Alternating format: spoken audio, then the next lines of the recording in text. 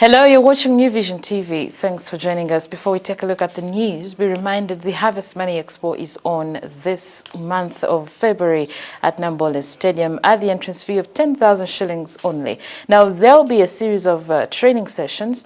If you want to take part, it is 10,000 shillings for each training session.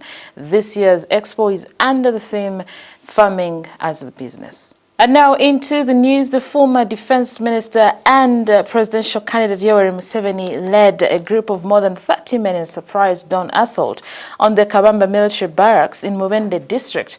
This marked the start of the guerrilla war against the government of Milton Obote, who he accused of rigging the 1980 elections. So Tarehe Sita is celebrated on February 6th every year to mark the National Resistance Army's first attack on February 6, 1980. The attack set the pace for a 5-year bush war that brought the NRM into power on January 26, 1986. Tarehe Sita, that means the 6th day of the month, is a Kiswahili word. The celebration is significant in Uganda, especially to the National Resistance Movement Party.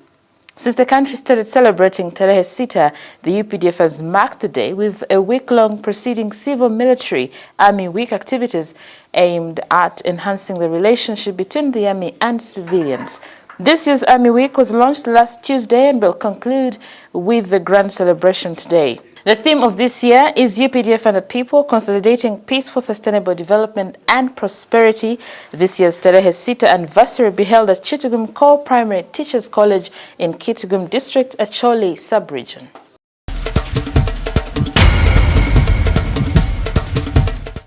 Moving on, members of parliament have implored the East African heads of state to consider acquiring an aircraft for the East African community to boost trade and movement in the region. Speaking during a sensitization meeting at parliament yesterday on the gains and challenges of the East African integration process, Ugandan members of parliament and members of the East African Legislative Assembly representing Uganda noted that if established, the regional airline would also reduce the cost of transportation within the region.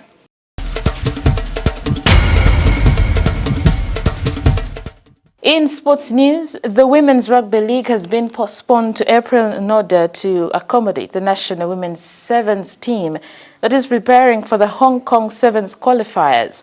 Helen Buteme's side will attempt to qualify for the 2019-2020 HSBC Sevens World Series circuit, hence the decision to put the full-team competition on hold. The women's sevens team qualified for the championships after a ghastly second-place finish in the Africa Women's Sevens Championships in Gaborone, Botswana in 2018.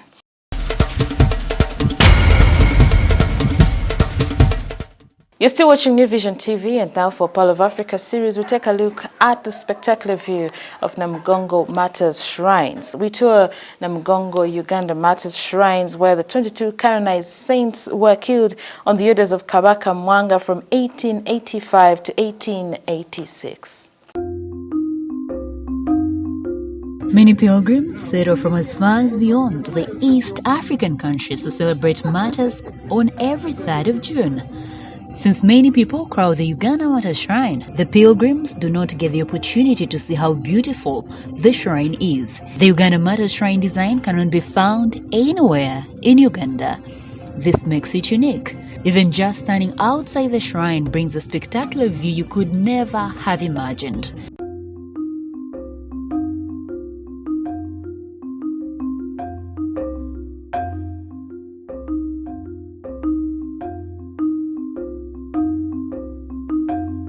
The shrine, built in form of an African hat, and its wooden doors depicts the history of the martyrs. The circular interior has a capacity to contain 1,000 seats. In this place, 14 of the 22 Uganda martyrs offered their lives to Christ, and they were burnt alive on the orders of King Mwanga in 1886, having refused to denounce their Christian faith.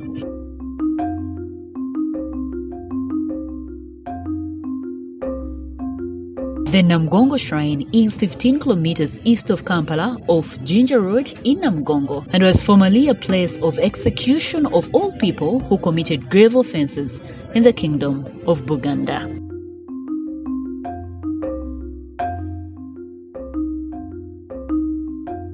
Now for more Pearl of Africa stories, visit our website, which is www.newvision.co.ug. Our newspaper, The Sunday Vision, is also on the home of adventures. Grab your copy every Sunday for Pearl of Africa stories.